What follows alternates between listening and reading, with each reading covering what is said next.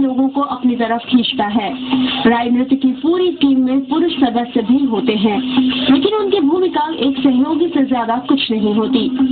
सदियों गुजर जाने के बाद भी राय नृत्य की पुरानी खासियत बरकरार है, लेकिन नाचने वालों की टोली में नई पीढ़ी का ना होना अखरता है। पुराने कलाकारों में जोश की कमी नहीं दिखती, लेकिन असल सवाल इस विरासत को आगे बढ़ाने का है। बुंदेलखंड से अमित सोनी के साथ ब्यूरो रिपोर्ट, जी न्यूज, उत्तर प्रदेश। तो लोक नृत्य किसी भी इलाके की पहचान मानी जाती है। वे अतीत के आईने की तरह होते हैं, जिनमें पुराने विरासत का अक्ष दिखता है। बुंदेलखंड के साथ राय नृत्य का संबंध भी कुछ इसी तरह का है, लेकिन बदलते वक्त के साथ ही इस नृत्य का भी स्वरूप बदल गया।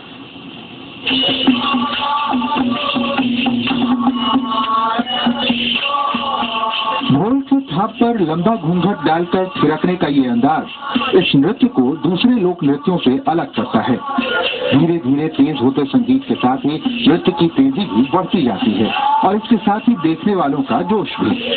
राय नृत्य के मुरीदों में पूर्व प्रधानमंत्री राजीव गांधी भी थे। एक बार दिल्ली में इस नृत्य के प्रदर्शन से वे इतने प्रभावित हुए कि खुद को भी थिरकने से नहीं रोक पाए। ऐसी ही कई यादें जुड़ी हुई हैं।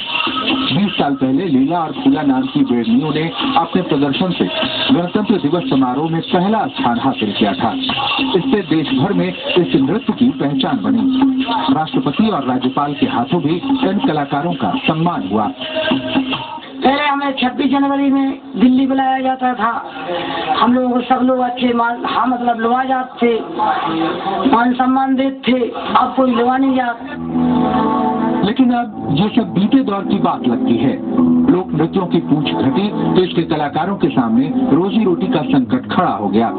हालात धीरे धीरे इतने खराब हुए कि मजबूरी में इन लोक कलाकारों को देह व्यापार के धंधे में भी उतरना पड़ा। दरअसल घर चलाने की जिम्मेदारी इस समुदाय की महिलाओं पर थी, इसलिए पारंपरिक रोजगार के खत्म होने पर उन्हें कोई दूसरा रास्ता नजर नहीं आया।